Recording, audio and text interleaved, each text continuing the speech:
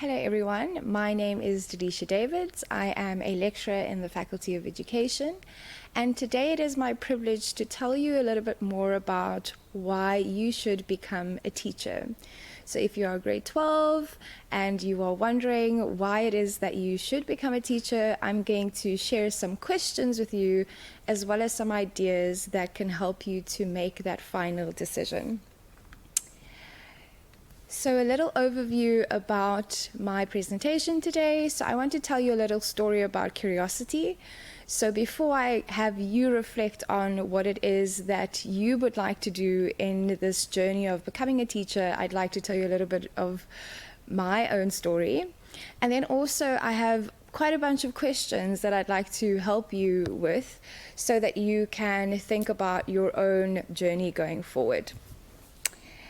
So firstly, a question, or a story rather, about curiosity. So when I was in grade 3, I received a diploma and a book prize at our annual prize giving ceremony. And this book was about a curious pig who always went searching for interesting things around town. Now, this character's little nose got her into a bit of trouble and some danger, but essentially she caught a thief and was awarded with a medal from the mayor.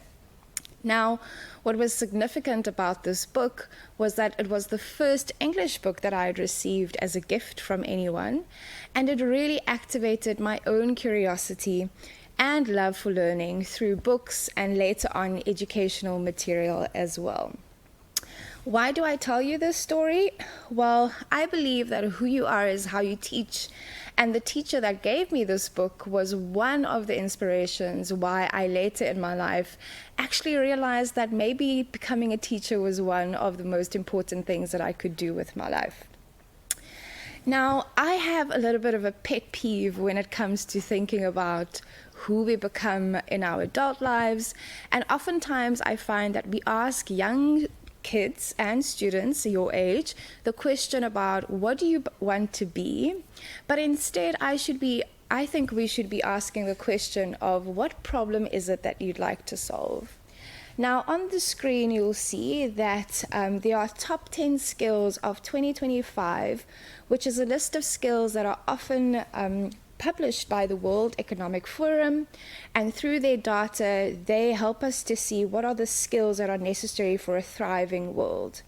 Now as a teacher, one of the most important problems that you'd be helping to solve is to help learners become active citizens in our country, in our society, through the development of these 10 skills. Now, this is only the 2025 list, so by the time that you finish your degree, this list would already have changed. But in addition to this, we often hear and read about literacy issues, students that have a fear for learning. Perhaps you were one of them that, when exam time comes, you actually are really scared to go into that exam hall and really go and attempt that question paper. And also, we don't always see confident individuals who are impactful coming out of society. And as a teacher, you will be walking that journey with your learners to ensure that they become these confident individuals who can tackle issues like climate change, thinking about the COVID-19 pandemic that was recent, to be able to innovate.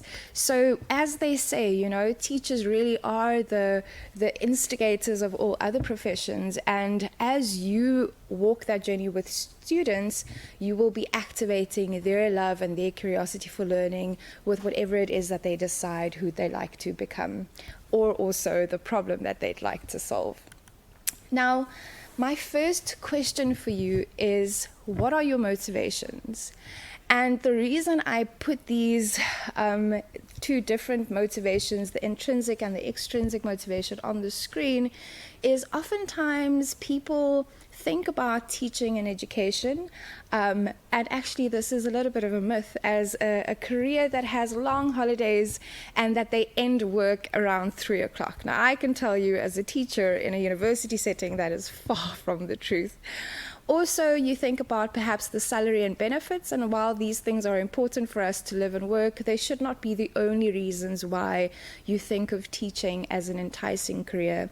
And of course, also the status that comes with becoming a teacher. Those are all extrinsic motivation factors that could be a part of the reason why you want to become a teacher, but these should not be the only ones, because I can tell you in those tough times when you are sitting with a learner and they are really just not progressing, those salary and the additional benefits are probably not going to be enough to carry you through those difficult times. Now, I'd like you to think about the kinds of intrinsic motivations that you can draw from when you think about the career of being a teacher. And these are often things that are not linked to material rewards, so they can't necessarily be seen on the outside.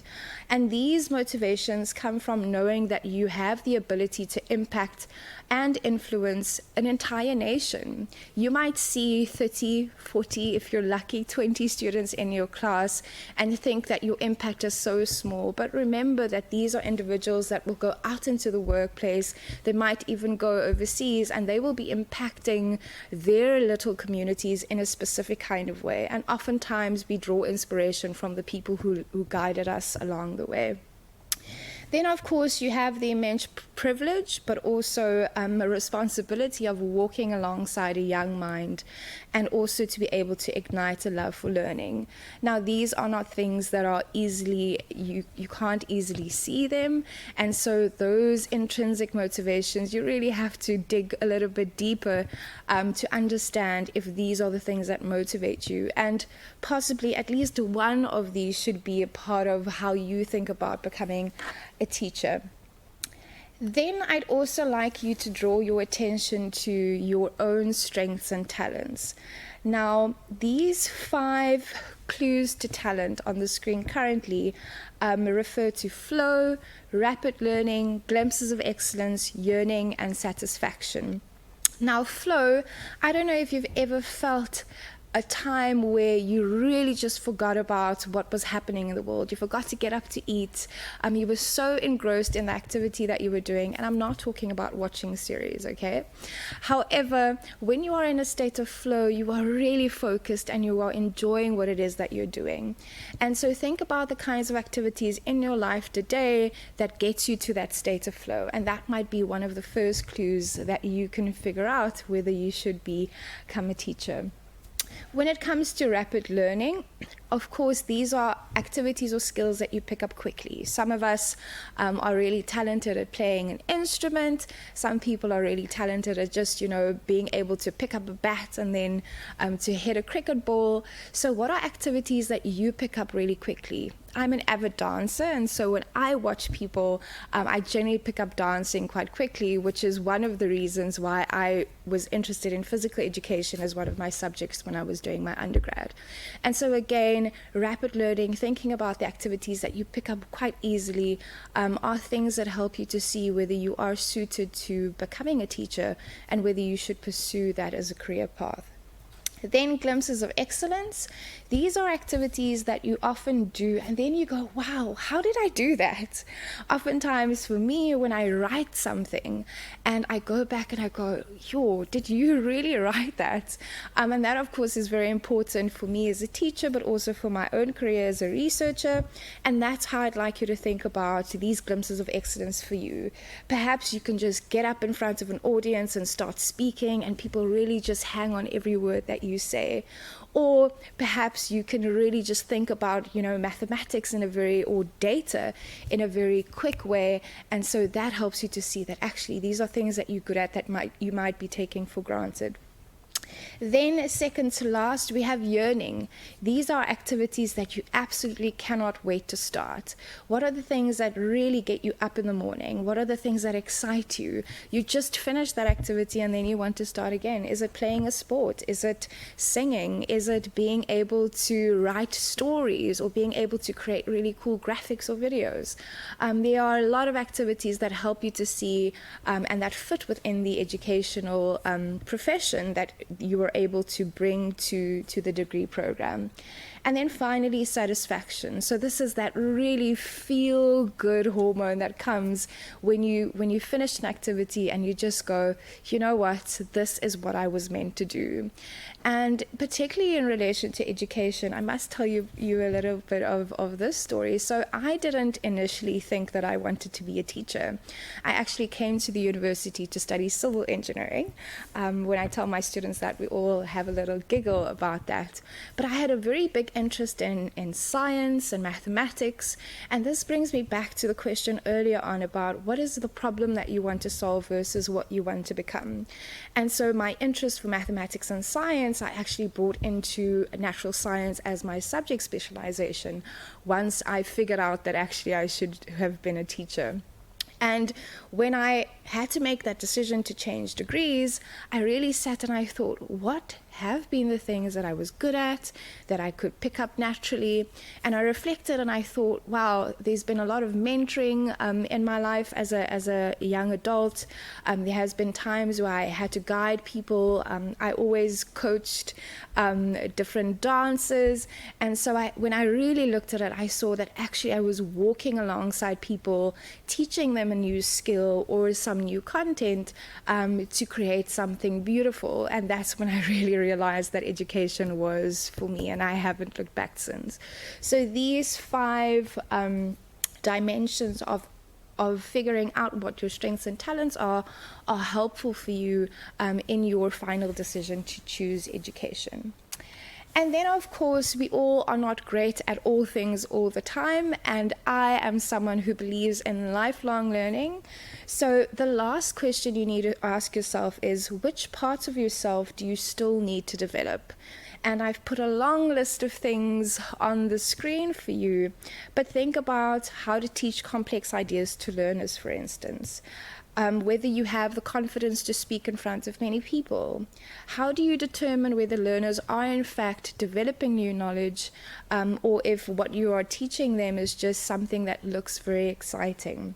How does one integrate technology into teaching and learning? And the list goes on and on.